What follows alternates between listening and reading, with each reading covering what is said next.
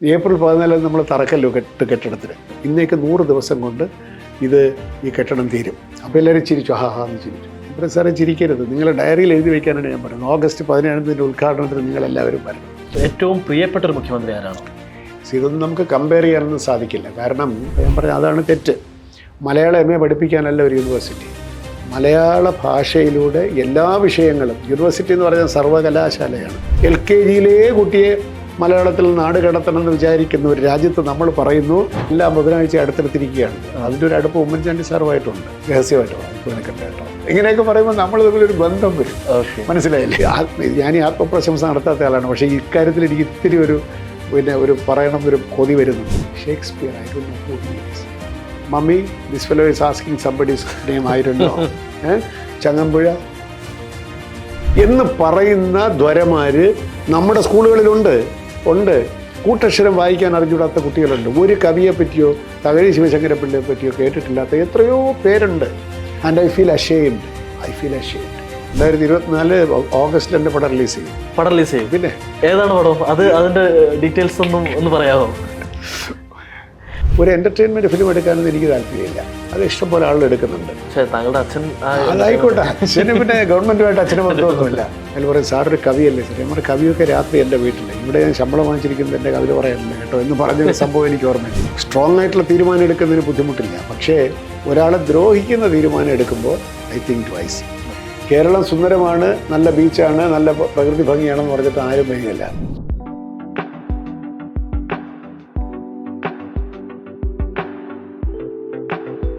മുൻ chief secretary, മുൻ vice chancellor, കവി, ഗാനരചയിതാവ്, സംവിധായകൻ, അങ്ങനെ കൈവച്ച മേഖലകളിലെല്ലാം വ്യക്തിമുദ്ര പതിപ്പിച്ച ഒരാളാണ് എൻ്റെ കൂടെയുള്ളത്. ഞാൻ പറയുന്നതിന് മുൻപ് തന്നെ ആളെ നിങ്ങൾക്ക് മനസ്സിലായിട്ടുണ്ടാകും.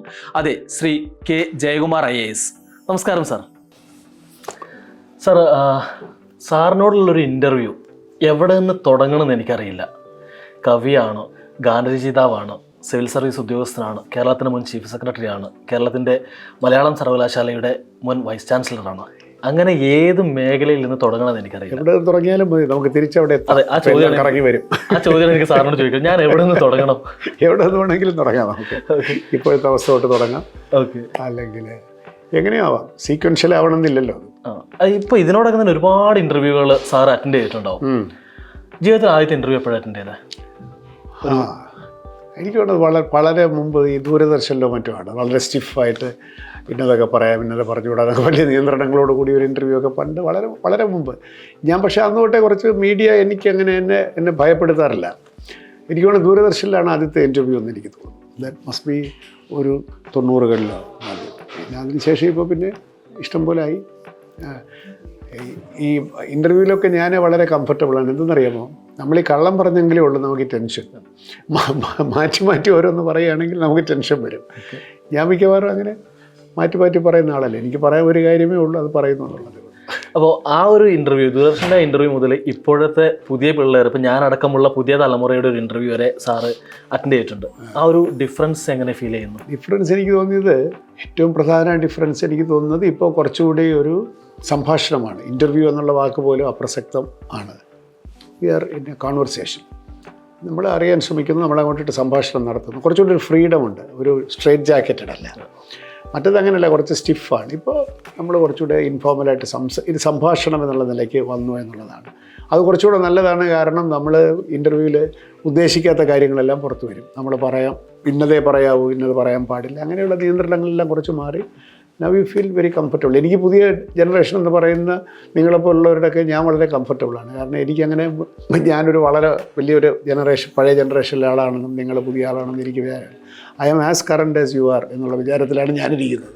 അല്ല, സാറിനോട് സംസാരിക്കുമ്പോൾ സാറിൻ്റെ മുടിക്ക് മാത്രമേ പ്രായം തോന്നുള്ളൂ, മനസ്സിന് പ്രായം തോന്നുന്നില്ല. അത് ഞാൻ മറച്ചു വയ്ക്കാൻ ശ്രമിക്കാഞ്ഞിട്ടുമാണ്. പക്ഷെ അതൊക്കെ ഒന്ന് മറച്ചു വെക്കുകയാണെങ്കിൽ ഉദ്യോഗസ്ഥ സ്ഥലത്ത് ഒരു മമ്മൂട്ടി, ഞാൻ നേരത്തെ പറഞ്ഞ പോലെ, ഒരിക്കലും മറച്ചില്ല എന്നുള്ളതാണ് രസം. ഇപ്പോൾ IMGയുടെ ഡയറക്ടറായിട്ട് വർക്ക് ചെയ്യുന്നു എന്ന് പറഞ്ഞു. അപ്പോൾ 5 വർഷത്തിലധികമായിട്ട് ഈ ഒരു ജോലി ചെയ്തുകൊണ്ടിരിക്കുന്നു. എങ്ങനെയുണ്ട് ഇപ്പോഴത്തെ ഒരു ജോലി? ഞങ്ങൾ സർക്കാർ ഉദ്യോഗസ്ഥന്മാർക്ക് പരിശീലനം കൊടുക്കുന്ന സ്ഥാപനമാണ്. അപ്പോൾ ഈ ഗവേണൻസ് എന്ന് പറയുന്നത് തന്നെ മാറി വരുന്നു. ഞങ്ങളൊക്കെ സർവീസിൽ കയറിയ കാലത്തുള്ള ഗവേണൻസിൻ്റെ രീതിയല്ല ഇപ്പോൾ. ആളുകളുടെ പ്രതീക്ഷ മാറി, ടെക്നോളജി മാറി, പരിപാടികൾ മാറി. അപ്പോൾ ട്രെയിനിങ് എന്ന് പറയുന്നത് വളരെ വലിയൊരു ആവശ്യമായി മാറി. അൺലെസ് യു ഗെറ്റ് ട്രെയിൻഡ്, നമ്മളൊരു തരം ഔട്ട്ഡേറ്റഡ് ആയി പോകുമ്പോൾ എന്നൊരു ചിന്ത വന്നു തുടങ്ങിയ ഒരു കാലഘട്ടത്തിൽ ട്രെയിനിങ്ങിന് വലിയ പ്രാധാന്യം. അപ്പോൾ നമ്മുടെ സ്ഥാപനം അതനുസരിച്ചിട്ട് കാലഘട്ടത്തിനനുസരിച്ചിട്ടുള്ള കോഴ്സ് കൊടുക്കുക, ട്രെയിനിങ്ങിൻ്റെ ക്വാളിറ്റി നിലനിർത്തുക എന്നൊക്കെ പറയുമ്പോഴത്തേക്ക് ഇപ്പോൾ ട്രെയിനിങ്ങിന് വലിയൊരു പ്രാധാന്യം വന്നിരിക്കുന്നു. IMGയിലെ ഫാക്കൽറ്റി ആണെങ്കിൽ വളരെ സന്ദർഭത്തിനൊത്ത് ഉയർന്ന് ക്വാളിറ്റി ഓഫ് ട്രെയിനിങ് വളരെ ഇമ്പ്രൂവ് ചെയ്തു എന്ന് മാത്രമല്ല, പിന്നെ ഇപ്പോൾ ഈ കേരള അഡ്മിനിസ്ട്രേറ്റീവ് സർവീസ് എന്ന് പറയുന്ന ഒരു കൂട്ടർ 104 കുട്ടികളെ ഞങ്ങൾ ഒരു ആദ്യത്തെ ബാച്ചിന് ചരിത്രത്തിലാദ്യമായി KASന് തിരഞ്ഞെടുത്ത ഗവൺമെൻറ് ഞങ്ങളെ ഏൽപ്പിച്ചു.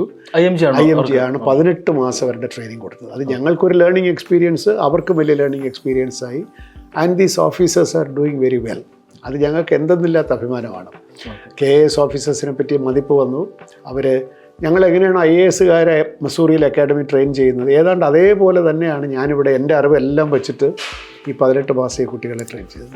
Come out very well. അത് ഞങ്ങൾക്ക് വലിയൊരു അംഗീകാരമാണ്. പിന്നെ അതുപോലെ ഗവൺമെൻറ് ഓഫ് ഇന്ത്യ ഞങ്ങൾക്ക് ഒരുപാട് പ്രോഗ്രാം തരുന്നുണ്ട്, മറ്റ് സംസ്ഥാനങ്ങളിൽ നിന്ന് പ്രോഗ്രാം വരുന്നുണ്ട്. അപ്പോൾ അങ്ങനെ പരിശീലനം കൊടുത്തവർ ഞങ്ങളുമായിട്ടൊരു ബോണ്ട് ഉണ്ട്. അവർ പിന്നെ ഞങ്ങളിലേക്ക് വരുന്നു. അപ്പോൾ ഈ ലോകത്ത് നടക്കുന്ന മാറ്റങ്ങളും കാര്യങ്ങളും എല്ലാം അതിൻ്റെ മധ്യത്തിൽ നിൽക്കുന്നത് പോലൊരു തോന്നലാണ് ഞങ്ങൾക്കും. അത് ഞങ്ങൾ ട്രെയിനിങ്ങിലേക്ക് കൊടുക്കുന്നു. സോ എന്നെ സംബന്ധിച്ചിട്ട് it's been A very highly rewarding experience. അതാണ് എൻ്റെ അറിവ് മെച്ചപ്പെട്ടു. നമുക്കത് എങ്ങനെ ഭരണം മെച്ചപ്പെടുത്താൻ എന്തെല്ലാം ചെയ്യാമെന്നുള്ളതിൻ്റെ ഒരു പുതിയ മേഖല തുറന്നു കിട്ടിയതുപോലെ ആയിരിക്കും.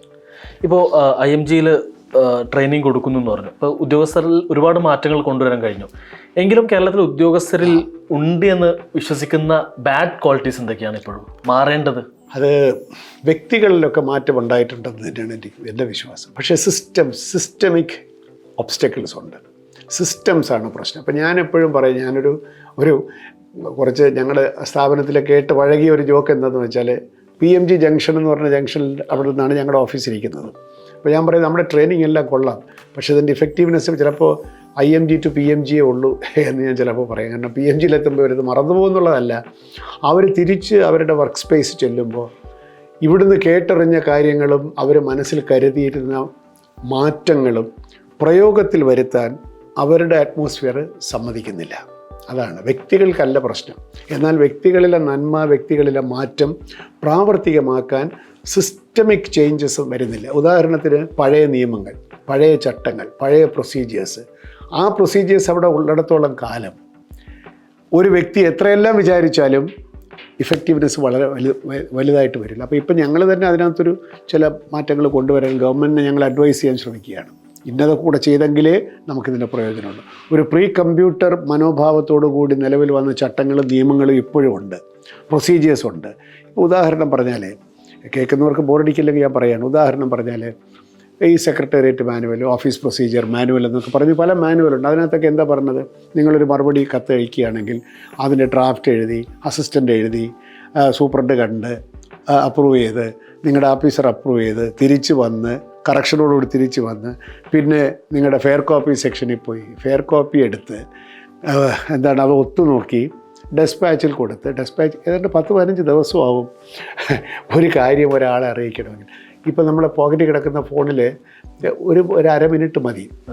ഇത് ഈ ഈത്തോസിൽ, ചേഞ്ച് ഇൻ ഈത്തോസ്, ടെക്നോളജി വഴി വന്നിരിക്കുന്ന ഈ ഒരു മാനസികമായ മാറ്റം റൂൾസിൽ റിഫ്ലക്റ്റ് ചെയ്യാത്തിടത്തോളം കാലം വ്യക്തികൾ എത്ര പ്രഗത്ഭരായാലും ശരി അവർക്ക് അവരുടെ എഫിഷ്യൻസി ഓപ്റ്റിമൈസ് ചെയ്യാൻ സാധിക്കില്ല. അതുകൊണ്ട് ഈ സിസ്റ്റം കൂടെ മാറണം. അതിപ്പോൾ ഞങ്ങൾ ചില നടപടികളൊക്കെ നമ്മളെല്ലാം വിധം ചെയ്യും. അല്ല, ഇതുമായി ബന്ധപ്പെട്ട് പറഞ്ഞപ്പോഴാണ് കാലിക്കറ്റ് യൂണിവേഴ്സിറ്റിയിൽ ഈ ഇടക്ക് മാർക്ക് ലിസ്റ്റ് കിട്ടാൻ വേണ്ടിയിട്ട് CD-യിലാക്കിയിട്ട് കൊടുക്കണം എന്ന് പറഞ്ഞിട്ടൊരു സംഭവമുണ്ട്. ഇപ്പോഴുണ്ടെന്നാണ് ഞാൻ വിശ്വസിക്കുന്നത്. ഈ അടുത്താണ് ഞാൻ കണ്ടിരുന്നത്.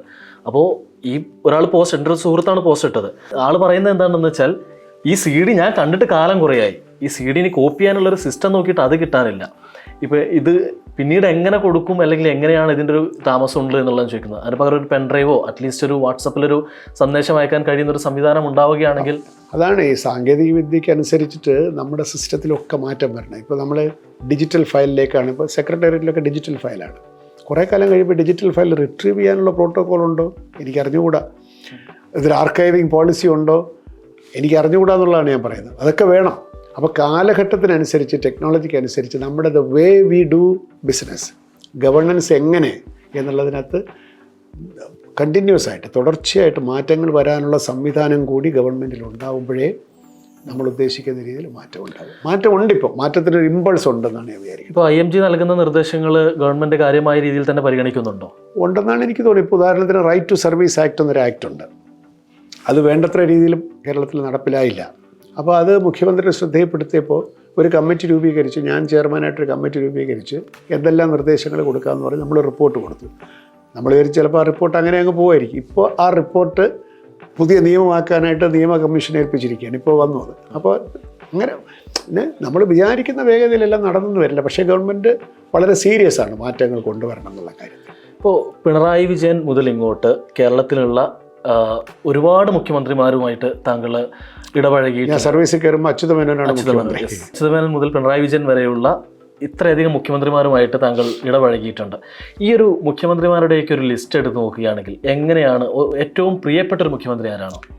ഇതൊന്നും നമുക്ക് കമ്പയർ ചെയ്യാനൊന്നും സാധിക്കില്ല. കാരണം ഒരു സംസ്ഥാനത്തിൻ്റെ മുഖ്യമന്ത്രിയായി ഒരാൾ വരണമെങ്കിൽ അദ്ദേഹത്തിന് എന്തെങ്കിലുമൊക്കെ എക്സ്ട്രോഡിനറി ആയിട്ടുള്ള ക്വാളിറ്റീസ് ഉണ്ട്. ഇല്ലെങ്കിൽ രാഷ്ട്രീയത്തിൽ വളർന്ന് ഉയർന്ന് വന്ന് ഒരു സംസ്ഥാനത്തിൻ്റെ മുഖ്യമന്ത്രി ആവണമെങ്കിൽ ആ ആളിന് എന്തൊക്കെയോ ക്വാളിറ്റീസ് ഉണ്ടെന്ന് നമ്മൾ അംഗീകരിക്കണം. അതിനെ നമ്മൾ പരസ്പരം കമ്പയർ ചെയ്യാനൊന്നും ഞാൻ ആളല്ല. ഓരോരുത്തർക്കും ഓരോ തരത്തിലുള്ള ഗുണവിശേഷങ്ങളുണ്ട്, അതെല്ലാം അവർ കാണിച്ചിട്ടുമുണ്ട്. പിന്നെ എല്ലാ മനുഷ്യരെയും പോലെ ഓരോരുത്തർക്ക് ചില ഗുണങ്ങളും ഉണ്ടാവും, ചില ദൗർബല്യങ്ങളും ഉണ്ടാവും എന്നുള്ളത്. അല്ലാതെ നമ്മളതൊരു കമ്പാരിസണിലേക്ക് പോകുന്നത് ശരിയല്ല. ഞാൻ ചീഫ് സെക്രട്ടറി ആയിട്ട് വർക്ക് ചെയ്ത് ഉമ്മൻചാണ്ടി സാറിനോടൊപ്പമാണ്.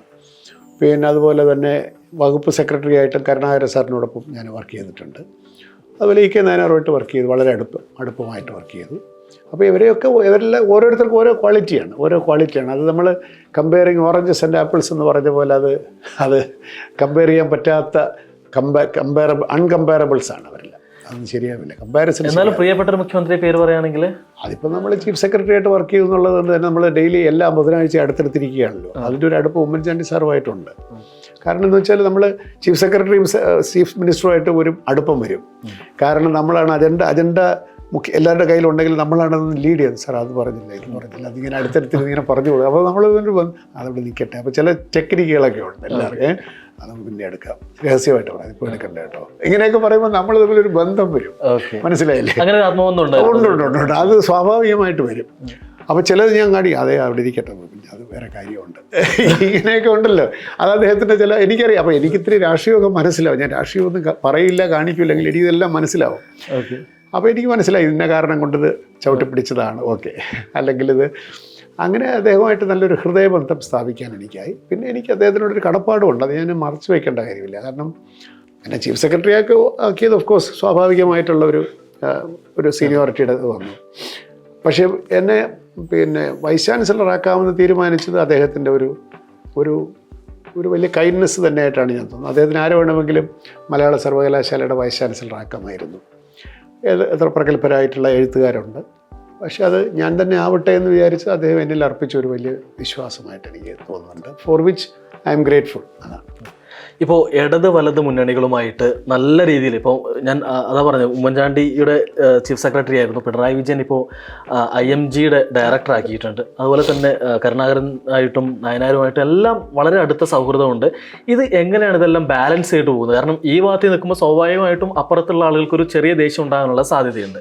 പിന്നെയും നല്ല നല്ല പൊസിഷനിലേക്ക്, അല്ലെങ്കിൽ എന്നെപ്പറ്റി അങ്ങനെ ഒരു ദേഷ്യം ആർക്കും തോന്നേണ്ട കാര്യമില്ല. കാരണം നമ്മളൊരു ജോലി ഏൽപ്പിക്കുന്നത് ഇപ്പോഴത്തെ മുഖ്യമന്ത്രി എന്നെ പ്രധാനപ്പെട്ട ഒരുപാട് ജോലികൾ ഏൽപ്പിച്ചു. IMG മാത്രമല്ല, വേറെ നിർണായകമായിട്ടുള്ള ചില അന്വേഷണ കമ്മീഷനുകൾ, നമ്പി നാരായണന് കോമ്പൻസേഷൻ കൊടുക്കുക, പിന്നെ നമ്മുടെ KR നാരായണൻ ഇൻസ്റ്റിറ്റ്യൂട്ടിൽ പ്രശ്നം വന്നപ്പോൾ അതിൻ്റെ അന്വേഷണ ചുമതല ഏൽപ്പിക്കുക. അങ്ങനെ കുറച്ച് ഉള്ള പ്രശ്നങ്ങൾ വരുമ്പോഴൊക്കെ എന്നെ അദ്ദേഹം പലതും ഏൽപ്പിച്ചിട്ടുണ്ട്. അതൊക്കെ ഞാൻ റിപ്പോർട്ട് കൊടുത്തിട്ടുണ്ട്. അതിൻ്റെ അർത്ഥം ഞാൻ ഉടനെ ഒരു പാർട്ടിക്കാരനായതിന് അർത്ഥമില്ല. എങ്ങനെ ഞാൻ ഇത് ചെയ്തു എന്ന് ചോദിച്ചാൽ, എനിക്ക് വ്യക്തിപരമായി ഏതെങ്കിലും ഒരു പൊളിറ്റിക്കൽ പാർട്ടിയോട് ചായ്വോ ചരിവോ ഒന്നുമില്ല. ഇപ്പോഴും ഇല്ല. കാരണം റിട്ടയർഡ് ആയതിനു ശേഷമാണ് പലപ്പോഴും ഒരു ചായവും ചരിവില്ല. വോട്ടിങ്ങിനൊക്കെ എനിക്ക് ചില പ്രിഫറൻസ് ഉണ്ടെന്നുള്ളതല്ലാതെ, താങ്കൾ വിദ്യാർത്ഥി രാഷ്ട്രീയത്തെ കുറിച്ച് അതൊക്കെ ഉണ്ടാവും. പക്ഷെ നമ്മൾ പേപ്പർ വായിക്കുമ്പോൾ ഉള്ള രാഷ്ട്രീയമല്ലാതെ നമ്മുടെ ഔദ്യോഗികമായിട്ടുള്ള ജോലിയിൽ ഇത് ഇന്ന പാർട്ടിക്ക് അനുകൂലമായിട്ട് ചെയ്യണം അങ്ങനെയൊന്നും എനിക്കില്ല. I am a professional bureaucrat. നമ്മുടെ മുമ്പിൽ വരുന്ന വിഷയത്തെ എങ്ങനെ കൈകാര്യം ചെയ്യണം എന്ന് എനിക്കറിയാം, അത് ചെയ്യുന്നു എന്നുള്ളതേ ഉള്ളൂ. അത് ഇന്ന പാർട്ടിയെ പ്രകോപിപ്പിക്കുക അത് നമ്മൾ നോക്കാറില്ല. You do the right thing. ഞാൻ എപ്പോഴും പറയുന്നൊരു കമ്പാരിസൺ, നമ്മുടെ മുമ്പിൽ ഒരു പേഷ്യൻ്റ് വന്നാൽ ഒരു ഡോക്ടർ അവൻ എന്താ പാർട്ടി എന്ന് ചോദിച്ചിട്ടാണോ അവൻ്റെ ചികിത്സ തീരുമാനിക്കുന്നത്. അവൻ അപ്പൻഡിസൈറ്റിസ് മുറിച്ച് കളയണമെങ്കിൽ അപ്പൻഡിസൈറ്റ് മുറിച്ച് കളയണം, അല്ല അവൻ ഇന്ന മരുന്നാണ് കൂടെ കൊടുക്കണം എന്ന് പറയുന്ന പോലെ നമ്മുടെ മുമ്പിൽ വരുന്ന ഫയൽ നോക്കിയാൽ നമുക്കറിയാമല്ലോ. It takes only few minutes. അത് വലിയ രസമാണ്. നമുക്ക് കുറേ ശീലമായി കഴിയുമ്പോൾ ഒരു ഫയൽ മുമ്പ് വന്ന് നമുക്കറിയാം ഇതാണ് കറക്റ്റ് ഡിസിഷൻ, എടുത്തങ്ങ് വിട്ടേക്കുക. ഇപ്പോൾ ആ ഒബ്ജക്റ്റിവിറ്റിയാണ് കേട്ടോ, ഒബ്ജക്റ്റിവിറ്റിയാണ് അത്. അതുകൊണ്ട് രാഷ്ട്രീയമായിട്ട് എന്നെ ഒരു പാളയത്തിൽ കൊണ്ട് കെട്ടാൻ ഇതുവരെ ഞാൻ അനുവദിച്ചിട്ടില്ല. കാരണം അങ്ങനെയുള്ള പ്രവൃത്തി ഞാൻ ചെയ്യുന്നുമില്ല. ഇപ്പോൾ താങ്കളുടെ കുഞ്ഞാണ് മലയാളം സർവകലാശാല. യെസ്, തീർച്ചയായിട്ടും. അപ്പോൾ ആ ഒരു മലയാളം സർവകലാശാലയുടെ തുടക്കം മുതലുള്ള പ്രതിസന്ധികൾ എന്തൊക്കെയായിരുന്നു? ഇപ്പോൾ ഇന്ന് ഈ കാണുന്ന നിലയിലേക്ക് അതിനെ വളർത്താൻ താങ്കൾ എത്രത്തോളം കഷ്ടപ്പെട്ടിട്ടുണ്ട്? അതിനകത്ത് ഈ ചോദ്യത്തിൽ ഞാൻ 2017 വരെയുള്ള കാര്യങ്ങളെ പറയുള്ളൂ. ഇന്നത്തെ 2012 നമ്മൾ യൂണിവേഴ്സിറ്റി സ്ഥാപിച്ചു. 2017 നവംബറിൽ ഞാൻ അവിടെ നിന്ന് പോയി. അതിനുശേഷം യൂണിവേഴ്സിറ്റി കൊള്ളാമോ കൊള്ളൂല എന്നുള്ള അഭിപ്രായ പ്രകടനം ഞാൻ നടത്താൻ ആഗ്രഹിക്കുന്നില്ല. കാരണം നമ്മൾ ഒരു സ്ഥാനത്ത് നിന്ന് പോയി കഴിഞ്ഞിട്ട് പിന്നെ അവിടെ എന്ത് സംഭവിച്ചു എന്നുള്ളതിനെ പറ്റിയൊന്നും എനിക്ക് അഭിപ്രായം പറയാൻ ഞാൻ ആളല്ല, ഞാൻ അതിന് താല്പര്യപ്പെടുന്നില്ല. പക്ഷേ ഞാൻ സ്ഥാപിച്ച യൂണിവേഴ്സിറ്റിയെ പറ്റി വളരെ വ്യക്തമായ ഒരു ദിശാബോധത്തോടെ ഒരു ആശയത്തോടു കൂടി തന്നെയാണ് സ്ഥാപിച്ചത്. അന്നൊക്കെ പലരും IAS-ലൊക്കെയുള്ള എൻ്റെ സുഹൃത്തുക്കൾ എന്നെ വളരെ പരിഹാസത്തോടു കൂടി പറഞ്ഞിട്ടുണ്ട്, മലയാളത്തിൽ യൂണിവേഴ്സിറ്റി എനിക്ക് എന്തിൻ്റെ സൂക്കേടാണെന്നൊക്കെ എന്നോട് ചോദിച്ച ഒരുപാട് പേരുണ്ട്. ഇവിടെ 10-12 യൂണിവേഴ്സിറ്റിയിൽ പിന്നെ മലയാളത്തിന് എന്തിനുള്ള ഒരു യൂണിവേഴ്സിറ്റി, മലയാളം MA പഠിപ്പിക്കുക. അപ്പോൾ ഞാൻ പറഞ്ഞു അതാണ് തെറ്റ്. മലയാളം MA പഠിപ്പിക്കാനല്ല ഒരു യൂണിവേഴ്സിറ്റി. മലയാള ഭാഷയിലൂടെ എല്ലാ വിഷയങ്ങളും, യൂണിവേഴ്സിറ്റി എന്ന് പറയുന്നത് സർവകലാശാലയാണ്. അവിടെ ഒരു വിഷയം മാത്രം പഠിപ്പിക്കാനുള്ള സ്ഥാപനമല്ല, എല്ലാ വിഷയങ്ങളും പഠിപ്പിക്കണം. ആർട്സും സയൻസും ഹ്യൂമാനിറ്റീസും ഒക്കെ പഠിപ്പിക്കണം. ഏത് വിഷയവും മലയാള ഭാഷയിലൂടെ പഠിക്കാനും പഠിപ്പിക്കാനും ഗവേഷണം നടത്താനും സാധിക്കും എന്ന പ്രസ്താവനയാണ്, എന്ന പ്രഖ്യാപനമാണ് മലയാള യൂണിവേഴ്സിറ്റി നടത്തുന്ന പ്രഖ്യാപനം. പക്ഷേ ഇപ്പോൾ അത് ആ രീതിയിലേക്ക് അല്ല, അതാണ് പ്രഖ്യാപനം. ആ പ്രഖ്യാപനത്തിൻ്റെ പൊളിറ്റിക്സ് കാണണമെങ്കിൽ ഈ 150 വർഷം ബ്രിട്ടീഷുകാർ ഭരിച്ച ഇന്ത്യയിൽ ഉന്നത വിദ്യാഭ്യാസം അവരാണല്ലോ സ്ഥാപിച്ചത്. 3 യൂണിവേഴ്സിറ്റികൾ സ്ഥാപിച്ചുകൊണ്ട്, 3 പ്രസിഡൻസികളിൽ യൂണിവേഴ്സിറ്റികൾ സ്ഥാപിച്ചുകൊണ്ട് മോഡേൺ എഡ്യൂക്കേഷൻ ഇന്ത്യയിലേക്ക് കൊണ്ടുവന്നു. അന്ന് അവർ പറഞ്ഞു മോഡേൺ എഡ്യൂക്കേഷൻ എന്ന് പറയുന്നത് ഇംഗ്ലീഷ് മാധ്യമത്തിലൂടെ മാത്രമേ സാധിക്കൂ, യൂണിവേഴ്സിറ്റി എഡ്യൂക്കേഷൻ ഇംഗ്ലീഷിലായിരിക്കുമെന്ന് അവർ പറഞ്ഞു. 47 ശേഷം നമ്മളും അത് തന്നെ തുടർന്നു. അപ്പോൾ സ്വാഭാവികമായിട്ടും കോളേജ് എഡ്യൂക്കേഷൻ, യൂണിവേഴ്സിറ്റി എഡ്യൂക്കേഷൻ എന്നുള്ളത് ഇംഗ്ലീഷിലേ സാധിക്കൂ എന്ന വിശ്വാസം, ഒരു കൊളോണിയൽ മൈൻഡ് സെറ്റ് നമ്മുടെ ഉള്ളിൽ അങ്ങ് രൂപപ്പെട്ട് രൂഢമൂലമായി പോയി. ഇപ്പോഴും കേരളത്തിൽ മാത്രമല്ല പഴയ കോളനികളിലൊക്കെ തന്നെ ഇംഗ്ലീഷിലൂടെ മാത്രമേ ഇതൊക്കെ പഠിക്കാൻ സാധിക്കൂ. ഇപ്പോൾ നാനോ ടെക്നോളജി എങ്ങനെ നമ്മൾ മലയാളത്തിൽ പഠിക്കും, സൈബർ ഇതെങ്ങനെ നമ്മൾ മലയാളത്തിൽ പഠിക്കും, റോക്കറ്റ് ടെക്നോളജി എങ്ങനെ മലയാളത്തിൽ പഠിക്കും. എന്നാൽ ജർമ്മനിയിലെ റോക്കറ്റ് ടെക്നോളജി ജർമ്മനിയിലാണ് പഠിക്കുന്നത്, ഫ്രഞ്ചിൽ MBBS ഫ്രഞ്ചിലാണ് പഠിക്കുന്നത്, റഷ്യനിലാണ് പഠിക്കുന്നത്. Because they were not colonies, their minds have not been colonised. അവരുടെ മനസ്സുകൾ കോളനിവൽക്കരിക്കപ്പെടാത്തത് കൊണ്ട് അവർക്ക് അവരുടെ ഭാഷയിലുള്ള ആത്മവിശ്വാസം നഷ്ടപ്പെട്ടിട്ടില്ല. എന്നാൽ കോളനീകരണത്തിൻ്റെ പൊളിറ്റിക്സിൻ്റെ ഭാഗമായി നമുക്ക് നമ്മുടെ ഭാഷയിലുള്ള വിശ്വാസം നഷ്ടപ്പെട്ടു പോയി. അത് വീണ്ടെടുക്കാൻ കഴിഞ്ഞ 75 വർഷമായിട്ട് സ്വതന്ത്ര ഇന്ത്യയിൽ സാധിച്ചില്ല. ആ പോരായ്മയാണ് ഈ പ്രാദേശിക ഭാഷയിലുള്ള സർവകലാശാലകൾ കൊണ്ട് നമ്മൾ പ്രഖ്യാപിക്കുന്ന ഏറ്റവും വലിയ പൊളിറ്റിക്കൽ സ്റ്റേറ്റ്മെൻ്റ്. അതാണ്. നമുക്ക് ഇംഗ്ലീഷ് ഭാഷയൊക്കെ വലിയ സ്നേഹമൊക്കെയാണ്, നല്ല ഭാഷയാണ്, ഞാൻ ഇംഗ്ലീഷ് MA-കാരനാണ്, അതിലൊന്നും വിരോധമില്ല, ഇംഗ്ലീഷ് പഠിക്കണം. പക്ഷേ എൻ്റെ ഭാഷ മോശമാണെന്നും കമ്പ്യൂട്ടർ പഠിക്കണമെങ്കിൽ, ഫിസിക്സ് പഠിക്കണമെങ്കിൽ ഇംഗ്ലീഷിലേ പറ്റുള്ളൂ എന്നുള്ള വിശ്വാസത്തെ, ആധുനിക കാലത്തിൻ്റെ അന്ധവിശ്വാസത്തെ ബ്ലാസ്റ്റ് ചെയ്യുക എന്നുള്ളതാണ് മലയാള യൂണിവേഴ്സിറ്റിയുടെ സ്ഥാപനത്തിലൂടെ നമ്മൾ നടത്താൻ ശ്രമിച്ചതും. അങ്ങനെയാണ് 10 കോഴ്സുകൾ ഇവിടെ ആരംഭിച്ചു. മലയാളമുണ്ട്, മലയാളം MA ഉണ്ട്, ക്രിയേറ്റീവ് റൈറ്റിംഗ് ഉണ്ട്, പിന്നെ ഹിസ്റ്ററി ഉണ്ട്, സോഷ്യോളജി ഉണ്ട്, പിന്നെ കൾച്ചറൽ സ്റ്റഡീസ് ഉണ്ട്, ഫിലിം സ്റ്റഡീസ് ഉണ്ട്, ജേർണലിസം ഉണ്ട്. ഇതെല്ലാം മലയാള മനോരമയിൽ ജോലി ചെയ്യാൻ പോകുന്ന ഒരു കുട്ടിയെ ഇംഗ്ലീഷിൽ എന്തിനാണ് ജേർണലിസം പഠിപ്പിക്കുന്നത്? ഈ ഇത്തരത്തിലുള്ള പൊരുത്തക്കേടുകളുടെ ഒരു കൂത്തരങ്ങാണ് കേരളം. അത് പറഞ്ഞ ഒരുപാടുണ്ട്, നിങ്ങൾക്ക് സമയം പോകും. ഇപ്പോഴും LKG UKG English medium admission open എന്ന് എഴുതി വെച്ചിരിക്കുന്ന നാടാണ്. LKGയിലേ കുട്ടിയെ മലയാളത്തിൽ നാട് കടത്തണം എന്ന് വിചാരിക്കുന്ന ഒരു രാജ്യത്ത് നമ്മൾ പറയുന്നു നിങ്ങളുടെ MA ഇംഗ്ലീഷും MA വിദ്യാഭ്യാസം മുഴുവൻ മലയാള മാധ്യമത്തിൽ ഞങ്ങൾ നടത്തിത്തരും. ഗവേഷണം PhD ഞങ്ങൾ മലയാളത്തിൽ നടത്തണം. പിന്നെ ഒരു ഇംഗ്ലീഷിൻ്റെ ഓതറൈസ്ഡ് വെർഷൻ ഞങ്ങൾ അനുവദിക്കാം നിങ്ങൾക്ക് കേരളത്തിന് പുറത്ത് പോകണമെങ്കിൽ. അതാണ് അവിടുത്തെ ഗവേഷണ നയം. ഇത്തരം കാര്യങ്ങളിൽ ഒരു വ്യവസ്ഥ കൊണ്ടുവരാനും യൂണിവേഴ്സിറ്റി സ്ഥാപിക്കാനും മലയാളത്തിൽ ഇതൊക്കെ സാധിക്കുമെന്ന് ഒരു പരിധിവരെ സ്ഥാപിക്കാനും ഒരുപാട് അക്കാഡമിക് ആക്ടിവിറ്റീസ് കൊണ്ട് വ്യത്യസ്തമായ ഒരു വൈബ്രൻറ്റ് യൂണിവേഴ്സിറ്റിയാണ് ഞങ്ങളുടെ നിന്ന് സ്ഥാപിക്കാനും ഒക്കെ 5 വർഷം കൊണ്ട് എന്നാലാവും വിധം ഞാൻ ചെയ്തു എന്ന് മാത്രവുമല്ല 2012 നവംബർ 1 ഞാൻ അവിടെ ചെല്ലുന്നത്. അവിടെ ചെല്ലുമ്പോൾ ഒന്നുമില്ല, അവിടെ സ്ഥലമൊന്നും ഇല്ലാത്തതുകൊണ്ട് നമ്മൾ തുഞ്ചൻപറമ്പിൽ പോയി ഒരു തറക്കല്ലിട്ടു. അപ്പോൾ ഇപ്പോഴും പലരും വിചാരിച്ചിരിക്കുന്നത് തുഞ്ചൻപറമ്പിലാണ് യൂണിവേഴ്സിറ്റി എന്ന് വിചാരിച്ചിരിക്കുന്നവരുണ്ട്. പിന്നെ നമ്മളൊരു 5 ഏക്കർ സ്ഥലം കോളേജിൽ നിന്ന് കിട്ടി, നമ്മളവിടെ യൂണിവേഴ്സിറ്റി സ്ഥാപിച്ചു. ഈ 2012 നവംബർ 1 അവിടെ ഈ ശൂന്യതയിൽ തറക്കല്ലിട്ട ഞങ്ങൾ 2013 ഓഗസ്റ്റ് 27 ക്ലാസ്സുകൾ ആരംഭിച്ചു. 5 ക്ലാസ്സുകൾ, 5 MA ക്ലാസ്സുകൾ ആരംഭിച്ചു എന്ന് പറയാൻ എളുപ്പം. അതിനു മുമ്പ് എന്തെല്ലാം നടന്നു? കെട്ടിടം കെട്ടി, ക്ലാസ് മുറി കെട്ടി, ലൈബ്രറി കെട്ടി, ഓഫീസ് കെട്ടി, കുട്ടികൾ അഡ്മിഷൻ നടത്തി. വെറുതെ അഡ്മിഷൻ നടത്താൻ പറ്റില്ല, റൂൾസ് ആൻഡ് റെഗുലേഷൻസ് വേണം, ബോർഡ് ഓഫ് സ്റ്റഡീസ് വേണം, സിലബസ് വേണം, അധ്യാപകരെ നിയമിക്കണമെങ്കിൽ സ്റ്റാറ്റ്യൂട്ട് വേണം. മനസ്സിലായില്ലേ? 100 ദിവസം കൊണ്ട് കെട്ടിടം നടത്തി. എനിക്ക് ഞാൻ ഈ ആത്മപ്രശംസ നടത്താത്ത ആളാണ്, പക്ഷേ ഇക്കാര്യത്തിൽ എനിക്ക് ഇത്തിരി ഒരു പറയണം എന്നൊരു കൊതി വരുന്നുണ്ട്. എന്ന് വെച്ചാൽ ഏപ്രിൽ 14 നമ്മൾ തറക്കല്ലു കെട്ടിടത്തിന് 2013 ഏപ്രിൽ 14 വിഷുവിൻ്റെ അന്ന് ഞങ്ങൾ തറക്കല്ലിടുകയാണ്.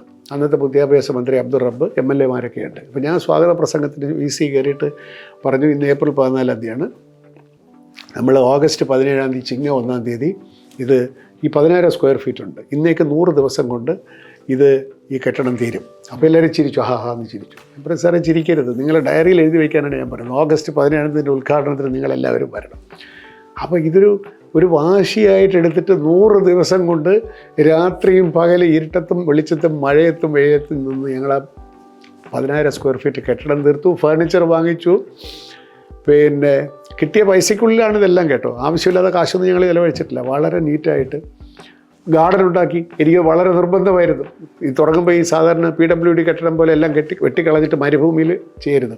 അതുകൊണ്ട് ഈ തറക്കല്ലിട്ടതിന് മുമ്പ് തന്നെ ഞാനവിടെ നമ്മുടെ മണ്ണുത്തി അഗ്രികൾച്ചർ യൂണിവേഴ്സിറ്റിയിൽ നിന്ന് പ്രൊഫസർ രാജീവനുണ്ടായിരുന്നു, ഹോർട്ടിക്കൾച്ചറിൻ്റെ പ്രൊഫസറാണ്. അങ്ങനെ റിട്ടയർ ഞാൻ വിളിച്ചുകൊണ്ടത് ഈ കേരളീയമായ സസ്യങ്ങൾ കൊണ്ട് ഇവിടെ ഒരു ഗാർഡൻ എത്രയും പെട്ടെന്ന് ഉണ്ടാക്കി തരണം, വലിയ ചെടികൾ കൊണ്ടുപോയിക്കണേ കൊണ്ടുവച്ചു. അങ്ങനെ ഞങ്ങൾ രാജമല്ലിയും പിന്നെ കൊന്നയും പിന്നെ ചെമ്പരത്തിയും അരളിയും ഒക്കെ കൊണ്ടുവച്ചിട്ട് നിറച്ചല്ലോ, നല്ല ബ്യൂട്ടിഫുൾ ഗാർഡനാക്കി. അങ്ങനെയൊക്കെ അതൊക്കെ ആ ഒരു ക്രിയേറ്റിവിറ്റിക്ക് എനിക്ക് സ്കോപ്പ് തന്നു എന്നുള്ളതാണ്. നമ്മുടെ ഇഷ്ടാനുസരണം ഒരു വിഷൻ ഉണ്ടാവുന്നു, അത് ചെയ്യാനൊരു അവസരം ഉണ്ടാവുന്നു, അധികാരം ഉണ്ടാവുന്നു, അത് ചെറിയ കാര്യമല്ലല്ലോ. അപ്പോൾ അത് എൻ്റെ ജീവിതത്തിലെ ഈ ചീഫ് സെക്രട്ടറി ആയി എന്നുള്ളതിനേക്കാളൊക്കെ എന്നെ ധന്യനാക്കുക എന്നുള്ളത് ശ്രീനാരായണ ഗുരുവിൻ്റെ പ്രയോഗമാണ് കേട്ടോ. എന്നുവെച്ചാൽ അന്നവസ്ത്രാദി മുട്ടാതെ തന്നു രക്ഷിച്ച് ഞങ്ങളെ ധന്യരാക്കുന്ന നീ ഒന്ന് തന്നെ ഞങ്ങൾക്ക് തമ്പുരാനെന്ന് പറഞ്ഞാൽ ഒരു ധന്യത നമുക്ക് തന്നതിന് ഈ യൂണിവേഴ്സിറ്റിയാണ് എനിക്ക് ഏറ്റവും കൂടുതൽ ഒരുപക്ഷെ എൻ്റെ ജീവിതത്തിൽ ഏറ്റവും സാർത്ഥകമായിട്ടുള്ളൊരു പ്രവർത്തനമായിട്ട് ഞാൻ കാണുന്നതിൽ ഒരു പണ്ടത്തെ ഒരു അനുഭവം താങ്കൾ പറഞ്ഞത് ഓർമ്മയുണ്ട്. കാരണം മസൂറിയിൽ പോയപ്പോൾ മലയാളം മാത്രം അറിയുന്ന ഞാൻ അവിടെ പോയിട്ട് ഇംഗ്ലീഷ് കൊള്ളാമോ തിരുവനന്തപുരം പോലൊരു കൊച്ചു നഗരത്തിൽ നിന്ന് പോയിട്ട് എൻ്റെ ആക്സെൻ്റ് ഒക്കെ കൊള്ളാമോ എന്നൊക്കെ പറഞ്ഞ് ഒരു 2-3 ദിവസം ഞാൻ കുറച്ച് ഡള്ളായിട്ട് നടന്നത്. പിന്നെ കുഴപ്പമില്ല, ഇത് ധാരാളം മതി, ഈ ഇന്ധനം മതി എന്ന് എനിക്ക് മനസ്സിലായി. ഇപ്പോൾ നമ്മളിപ്പോൾ എന്തായാലും UAE-ലാണുള്ളത്. UAE-ൽ ഇന്ത്യ കഴിഞ്ഞാൽ തന്നെ ഏറ്റവും കൂടുതൽ ഇന്ത്യൻ വിദ്യാർത്ഥികളുള്ള ഒരു സ്ഥലമാണ് UAE എന്ന് പറയുന്നത്. UAE-ലുള്ള വിദ്യാർത്ഥികളുമായിട്ട് താങ്കൾ എപ്പോഴെങ്കിലും സംവദിച്ചിരുന്നു?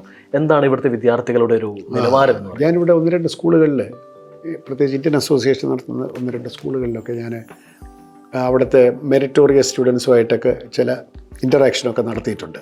എനിക്ക് തോന്നിയത് നമ്മുടെ നാട്ടിലെ കുട്ടികളെക്കാളും ഇവർക്ക് കുറച്ചുകൂടെ എക്സ്പോഷർ ഉള്ളതുപോലെ എനിക്ക് തോന്നി. അവർ ഷൈ അല്ല, അവർ ചോദ്യം ചോദിക്കുന്നു, കുറച്ചും കൂടെ ഒരു ആർട്ടിക്കുലേറ്റ് ആയിട്ടാണ് എനിക്ക് തോന്നിയത്. അതൊരു പക്ഷേ മറ്റൊരു സംസ്കാരത്തിൽ വളരുന്നതിൻ്റേതായിട്ടുള്ള ഒരു ധൈര്യവും ഒരു എക്സ്പ്രസ് ചെയ്യാനുള്ള അവർക്ക് എക്സ്പ്രസ് ചെയ്തല്ലേ പറ്റുള്ളൂ.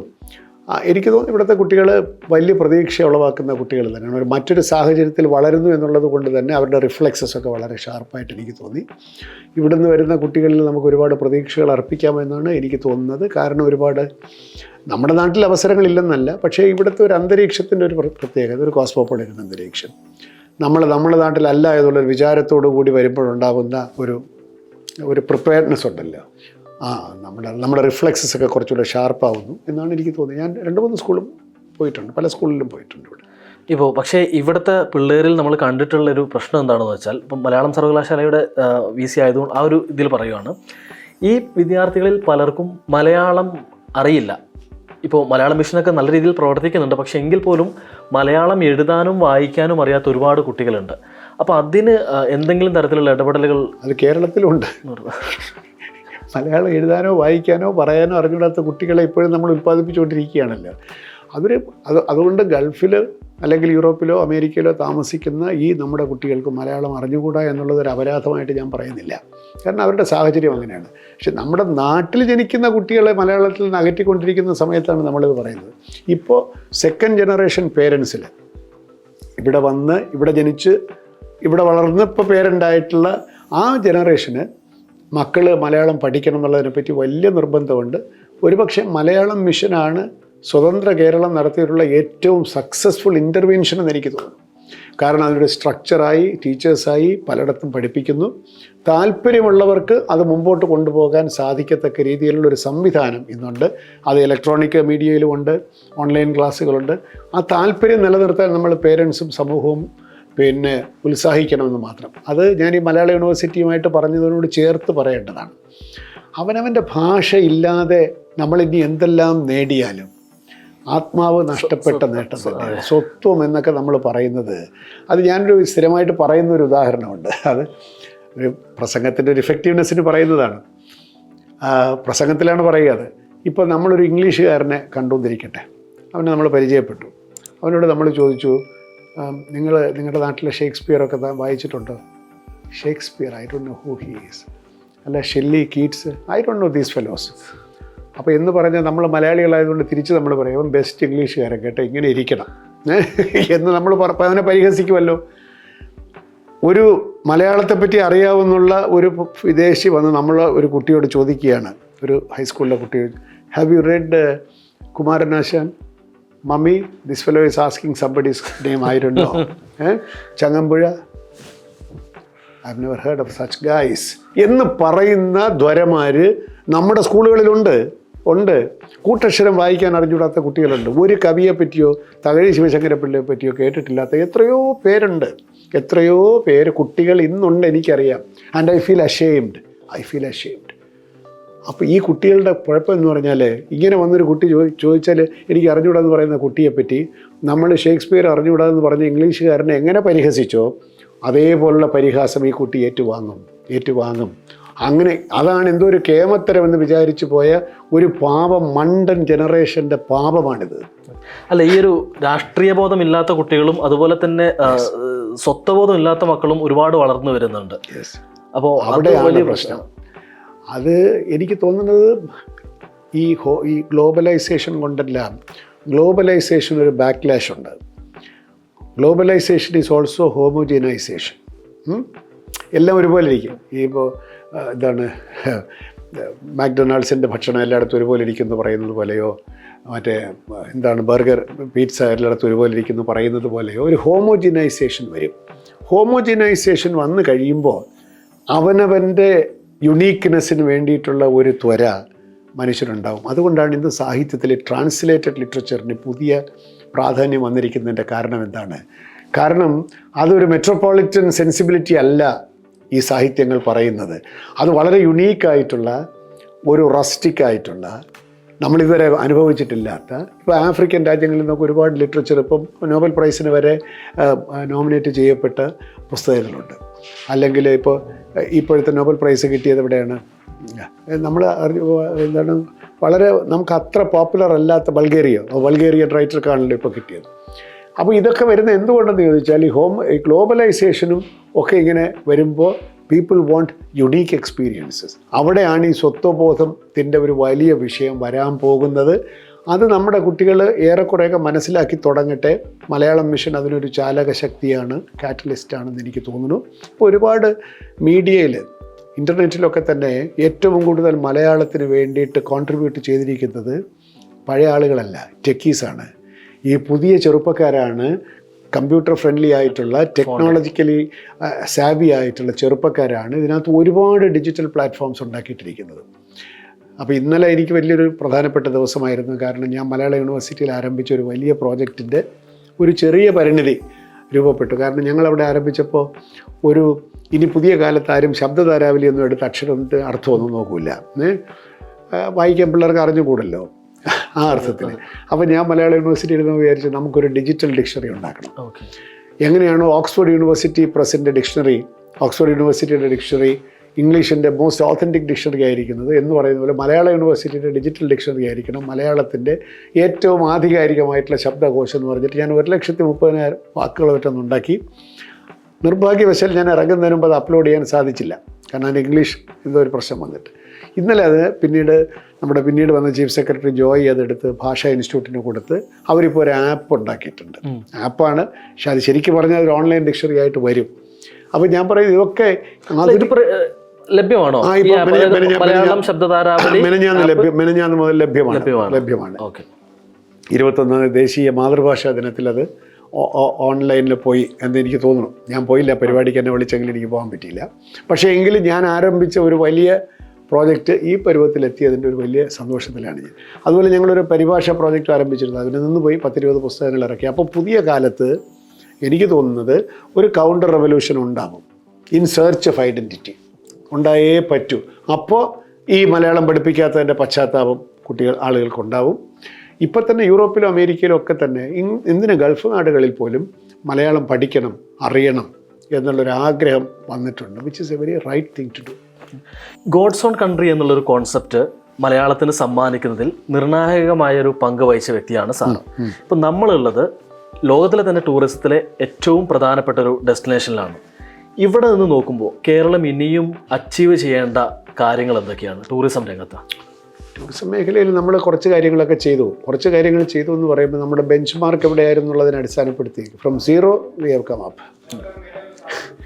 സീറോ എന്ന് പറഞ്ഞാൽ വളരെ റൂഡിമെൻ്ററി ആയിട്ട് കിടന്ന ലെവലിൽ നിന്ന് നമ്മളൊരു വിസിബിലിറ്റിയിലേക്ക്, ഞാനന്ന് പണ്ട് പറയുമായിരുന്ന ഒരു വേർഡ് ഉണ്ടായിരുന്നു, ഫ്രം ഒബ്സ്ക്യൂരിറ്റി ടു വിസിബിലിറ്റി. ഒബ്സ്ക്യൂരിറ്റിയിൽ നിന്ന് നമ്മൾ വിസിബിലിറ്റിയിൽ വന്നു എന്നുള്ള ഒന്നാം ഘട്ടമേ നമ്മൾ കടന്നിട്ടുള്ളൂ എന്നാണ് എനിക്ക് തോന്നുന്നത്.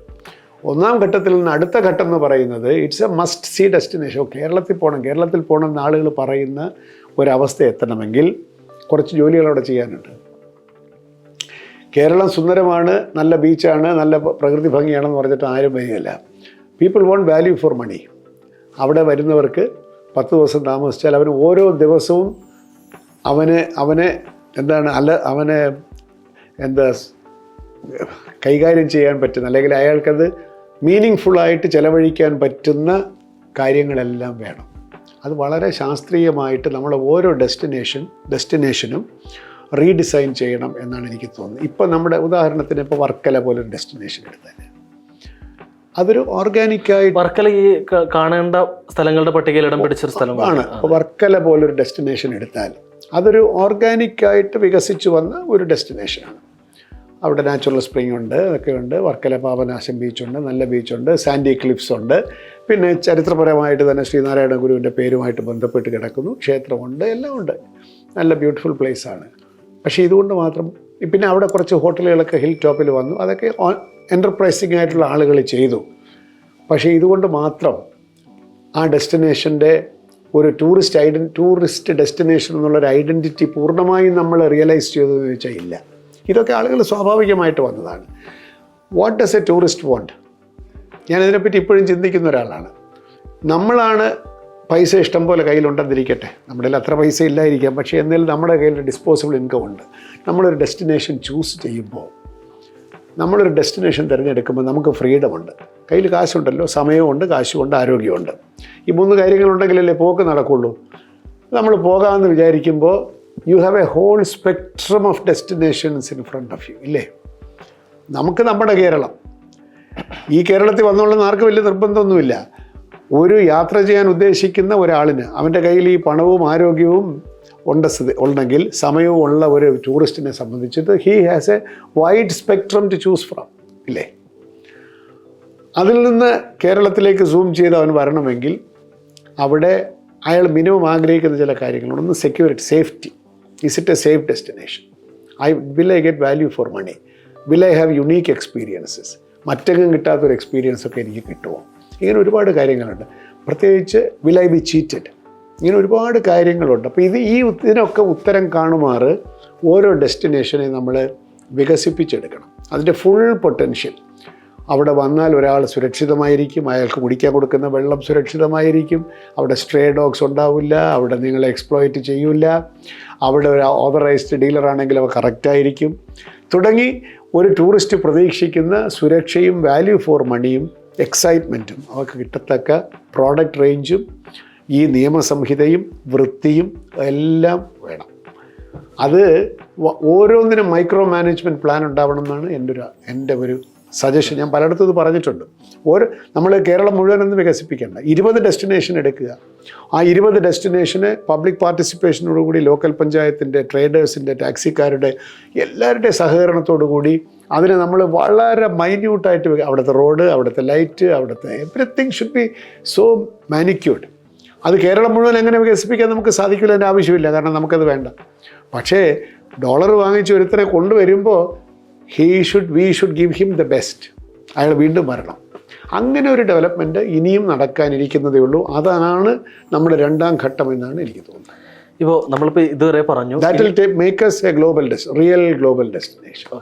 സിനിമാ മേഖലയിലേക്ക് വരികയാണെങ്കിൽ താങ്കളുടെ ആദ്യത്തെ പടം 2000 താങ്കൾ സംവിധാനം ചെയ്ത പടം റിലീസായി.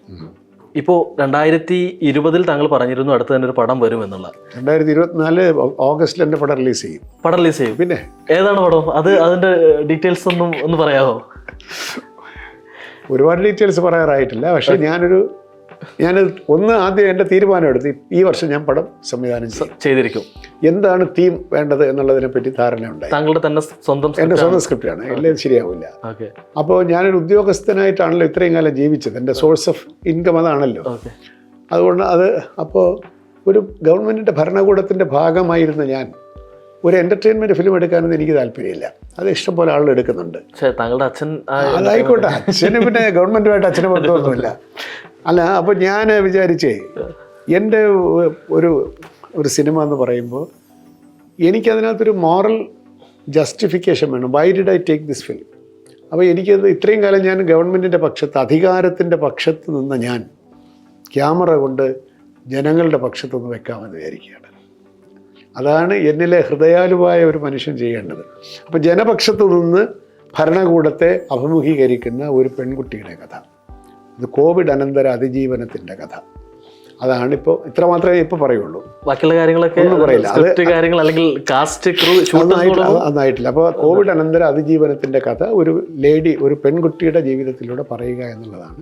ഞാൻ പറയില്ല, ഇത്രയും കാലം ഞാൻ ഭരണപക്ഷത്ത് നിന്നാണ് കാര്യങ്ങൾ കണ്ടതെങ്കിൽ ഈ സിനിമയിലൂടെ ഞാൻ ജനപക്ഷത്ത് നിന്ന്, മനുഷ്യപക്ഷത്ത് നിന്ന് ഭരണകൂടത്തെ കാണാൻ ശ്രമിക്കുന്ന ഒരു പടമാണ്. അതിൻ്റെ സ്ക്രിപ്റ്റ് 1 ലൈനൊക്കെ ആയി, ഡീറ്റെയിൽഡ് സ്ക്രിപ്റ്റ്. ഈ ചില ഫോറിൻ യാത്രകൾ, വിദേശ യാത്ര ഞാൻ സമ്മതിക്കുന്നതിന് എന്തിനാന്ന് വെച്ചാൽ എനിക്ക് ഇഷ്ടംപോലെ സമയം കിട്ടും. വൈകിട്ടൊരു പരിപാടിയല്ലേ ഉള്ളൂ. അപ്പോൾ ഇവിടെ ടെലിഫോണില്ലാതെ, സന്ദർശകരില്ലാതെ എനിക്ക് ഇഷ്ടംപോലെ എഴുതാൻ സമയമുണ്ട്. അപ്പോൾ എൻ്റെ ഫൈനൽ സ്ക്രിപ്റ്റ് ചെയ്തുകൊണ്ടിരിക്കുകയാണ്.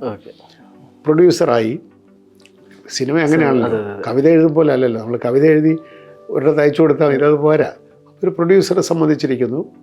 പിന്നെ ഏപ്രിൽ അല്ലെങ്കിൽ മെയ് മാസത്തിലെങ്കിലും ഷൂട്ടിംഗ് തുടങ്ങണം. ഓഗസ്റ്റിൽ റിലീസ് ചെയ്യണം എന്ന് വിചാരിക്കണം. ഓണത്തിന് മുമ്പ് റിലീസ് ചെയ്യണം. അത് നല്ല ടെക്നിക്കലി കറക്റ്റായിട്ടുള്ളൊരു പടമായിരിക്കും.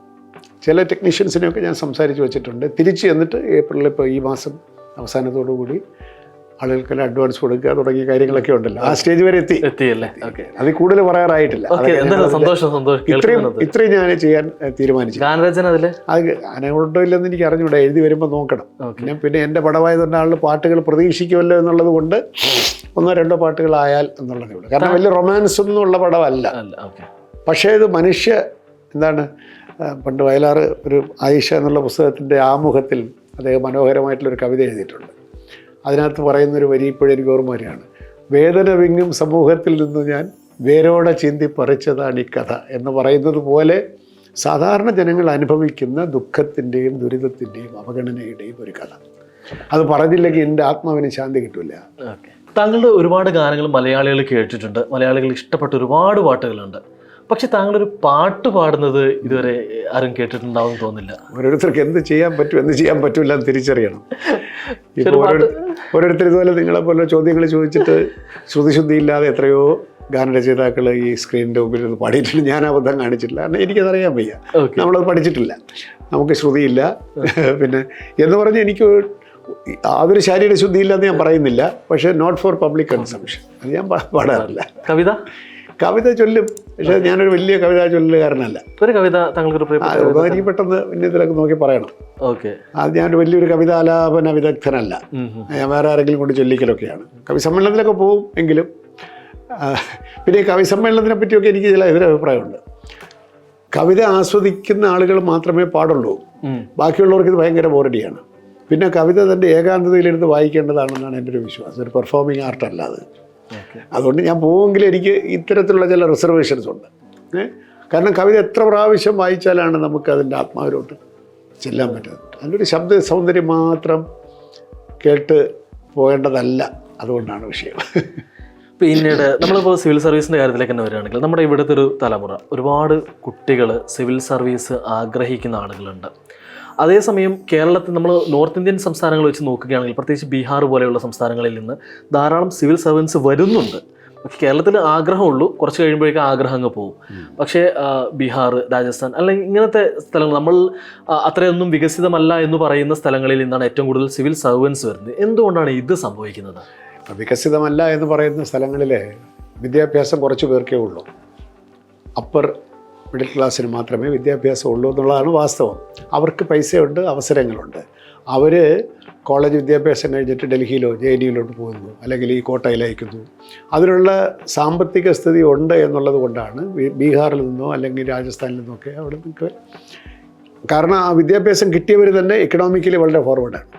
അവർക്ക് പിന്നെ അത് കഴിഞ്ഞ് മുമ്പോട്ട് പോകാൻ എളുപ്പമാണ്. അതാണ് ഒന്ന്. കേരളത്തിൽ അങ്ങനെയല്ല. കേരളത്തിൽ സാർവജനീനമായ വിദ്യാഭ്യാസമാണ് എല്ലാവർക്കും കിട്ടും. അതുകൊണ്ട് ആസ്പിറേഷൻ ലെവൽ കൂടുതലാണ് എല്ലാവർക്കും. അതുകൊണ്ട് ഒരുപാട് പേര് മത്സരിക്കുന്നു, കുറച്ച് പേർക്ക് കിട്ടുന്നു.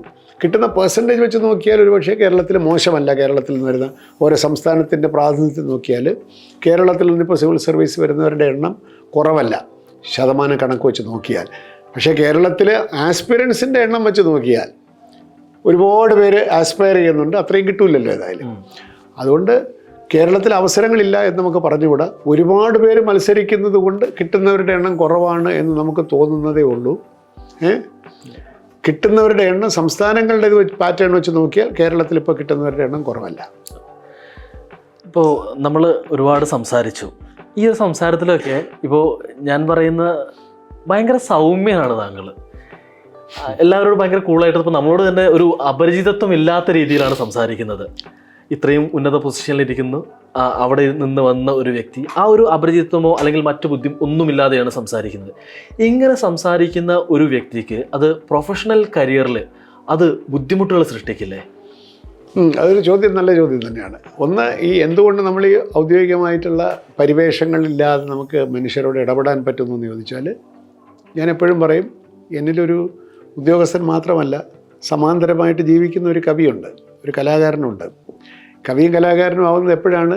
നമ്മൾ വേറൊരാളുടെ മനസ്സിലാക്കാൻ സാധിക്കുന്നതുകൊണ്ടാണല്ലോ കവിയോ കലാകാരനോ. അതുള്ളിടത്തോളം കാലം നമുക്ക് ആളുകളോട് ഈ ഈഗോയുടെ തടസ്സങ്ങളില്ലാതെ ഇടപെടാൻ സാധിക്കും. ഈ ചോദ്യത്തിൻ്റെ മറ്റേ കൗണ്ടർ അതാണ് എനിക്ക് വളരെ ഇഷ്ടപ്പെട്ടത്. അങ്ങനെയുള്ളൊരു ദൗർബല്യം, അല്ലെങ്കിൽ ദൗർബല്യം എന്ന് പറയാമെങ്കിൽ, അല്ലെങ്കിൽ ഒരു സൗമ്യത ഔദ്യോഗികമായിട്ടുള്ള നമ്മുടെ ചില തീരുമാനങ്ങൾ എടുക്കുന്നതിനും കാർക്കശ്യത്തോടു കൂടി തീരുമാനങ്ങൾ എടുക്കുന്നതിനും തടസ്സമാവുന്നുണ്ടോ എന്നാണല്ലോ ചോദ്യത്തിൻ്റെ വ്യംഗ്യം. തീരെയില്ല. ഇല്ലെന്ന് മാത്രമല്ല, വേണ്ട സമയത്ത് വളരെ കർക്കശമായ തീരുമാനമെടുക്കാൻ എനിക്ക് യാതൊരു ബുദ്ധിമുട്ടുമില്ല. അപ്പോൾ ഞാൻ പണ്ടൊരു സംഭവം ഓർക്കുകയാണ്. ഞാനിതുപോലെ തന്നെ സസ്പെൻഡ് ചെയ്യുന്നൊക്കെ പറഞ്ഞ് ബഹളം ഉണ്ടാക്കി. ആ സമയത്ത് അയാൾ പറയും, സാർ ഒരു കവിയല്ലേ സാർ? ഞാൻ പറയും, കവിയൊക്കെ രാത്രി എൻ്റെ വീട്ടിൽ, ഇവിടെ ഞാൻ ശമ്പളം വാങ്ങിച്ചിരിക്കുന്നത് എൻ്റെ കവിത പറയാനല്ല കേട്ടോ എന്ന് പറഞ്ഞൊരു സംഭവം എനിക്ക് ഓർമ്മയുണ്ട്. പക്ഷേ കർക്കശമായിട്ട് ഞാൻ നടപടിയൊക്കെ എടുക്കുമെന്ന് പറഞ്ഞാലും ഒരു കാര്യത്തിൽ ഞാൻ ഇത്രയും കാലം സർവീസ് കഴിഞ്ഞിട്ട് തിരിഞ്ഞു നോക്കുമ്പോൾ, ഒരു ആളുകളെ നമ്മൾ സ്ട്രോങ് ആയിട്ടുള്ള തീരുമാനം എടുക്കുന്നതിന് ബുദ്ധിമുട്ടില്ല. പക്ഷേ ഒരാളെ ദ്രോഹിക്കുന്ന തീരുമാനം എടുക്കുമ്പോൾ ഐ തിങ്ക് ട്വൈസ്. നമ്മളിപ്പോൾ ചെയ്ത് കളയുന്നൊക്കെ പറയും, അവനെ സസ്പെൻഡ് ചെയ്യുമെന്ന് പറഞ്ഞു, ചെയ്യുന്നു. പക്ഷേ ഒരു ഫൈനലായിട്ടൊരു തീരുമാനം എടുക്കുമ്പോൾ ഉണ്ടല്ലോ, ഞാൻ ഈ പറഞ്ഞ പോലെ ക്യാമറ കൊണ്ട് അവൻ്റെ പക്ഷത്ത് വെച്ച് നോക്കിയിട്ട് വിരട്ടി അങ്ങ് വിട്ടാൽ മതി, പോട്ടെ, ഇനി മേലെ ആവർത്തിക്കരുതെന്നൊക്കെ പറഞ്ഞു വിടും. ഒരു പെർമനൻറ്റ് ഡാമേജ് ഞാൻ ആർക്കും സാധാരണഗതിയിൽ ചെയ്യില്ല. പക്ഷെ അതുകൊണ്ട് എൻ്റെ ഓഫീസിൽ ഡിസിപ്ലിന് കുറവോ എൻ്റെ ഒരു അധികാരത്തിന് ചോദ്യം ചെയ്യലോ ഒന്നും ഉണ്ടായിട്ടില്ല. ഈ കവിയും ഉദ്യോഗസ്ഥനും തമ്മിൽ എപ്പോഴെങ്കിലും ഫൈറ്റ് ഉണ്ടായിട്ടുണ്ടോ? ഫൈറ്റിൻ്റെ ആവശ്യമില്ല. ബിക്കോസ് എൻ്റെ ഉദ്യോഗസ്ഥനെ പിടിച്ച് ഞാൻ കവിയോടൊപ്പം നിർത്തിയിരിക്കുകയാണല്ലോ. കവി ക്ലിയർ ചെയ്തെങ്കിലേ ഉദ്യോഗസ്ഥൻ ആക്റ്റീവ്. അല്ലാതെ കവി നോ എന്ന് പറഞ്ഞിട്ട് ഇത് വേണ്ട വേണ്ട എന്ന് പറയുന്ന ഒരു കാര്യം ഞാൻ ചെയ്തിട്ടില്ല. ആ ഒരു സന്തോഷമുണ്ട് എനിക്ക്. ഇതുവരെ ചെയ്തിട്ടില്ല. ഇപ്പോൾ കാലം കഴിഞ്ഞ് താങ്കളെ അടയാളപ്പെടുത്തുമ്പോൾ കേരള ചരിത്രം അല്ലെങ്കിൽ ഇന്ത്യൻ ചരിത്രം എങ്ങനെ താങ്കൾ അടയാളപ്പെടുത്തണമെന്നാണ് ആഗ്രഹിക്കുന്നത്? ഇന്ത്യൻ ചരിത്രമൊക്കെ അടയാളപ്പെടുത്താൻ മാത്രമൊന്നും നമ്മൾ ചെയ്തില്ല. പക്ഷേ സാഹിത്യത്തിലൊരു സ്ഥാനം ഉണ്ടാവണം എന്നുള്ളത് എനിക്ക് നിർബന്ധമുണ്ട്. എല്ലാവർക്കും മറ്റൊരു ചരിത്രത്തിന് നിർബന്ധമുണ്ടെന്ന് എനിക്ക് അറിഞ്ഞുകൂടാ. പക്ഷേ എനിക്ക് നിർബന്ധമുണ്ടെന്ന് എനിക്ക് പറയാൻ പറ്റുള്ളൂ. ഒരു കവികളുടെ കൂട്ടത്തിൽ ഇങ്ങനൊരു ഒരു കവി ഉണ്ടായിരുന്നു. അയാൾ ഗാനങ്ങളും എഴുതിയിരുന്നു. അയാൾ കുറച്ച് സിനിമയിലൊക്കെ പ്രവർത്തിച്ചു. സർവോപരി അയാൾ ഒരു ഉദ്യോഗസ്ഥനുമായിരുന്നു. അത് മതി. അതാണ് എൻ്റെ പെർസ്പെക്റ്റീവ്. അല്ലാതെ ഇവിടെ ഒരു ഉദ്യോഗസ്ഥനുണ്ടായിരുന്നു, അയാൾ കവിത എഴുതിയിരുന്നു എന്നുള്ളതല്ല. കവി ഉണ്ടായിരുന്നു എന്നും ആ കവി കുറച്ച് സിനിമാ ഗാനങ്ങളും ഒക്കെ ചെയ്തു എന്നും സിനിമയിൽ പ്രവർത്തിച്ചു എന്നും അയാൾ ഒരു ഉദ്യോഗസ്ഥനുമായിരുന്നു എന്ന് പറയണം. അതാണ് എൻ്റെ അസസ്മെൻറ്റ്. കവിതയാണ് നമ്മുടെ തട്ടകം. എന്തായാലും വളരെയധികം സന്തോഷം. അവസാനിപ്പിക്കണമെന്ന് എനിക്ക് ആഗ്രഹമല്ല, പക്ഷേ സമയം നമ്മൾ അതിന് അനുവദിക്കുന്നില്ല എന്നുള്ളത് കൊണ്ട് മാത്രം കൂടെ ഞാൻ ഗൾഫിൽ വരുന്നുണ്ട്, അപ്പോൾ കാണാൻ വരുന്നുണ്ട്. എന്തായാലും വളരെയധികം സന്തോഷം. Listening is a virtue.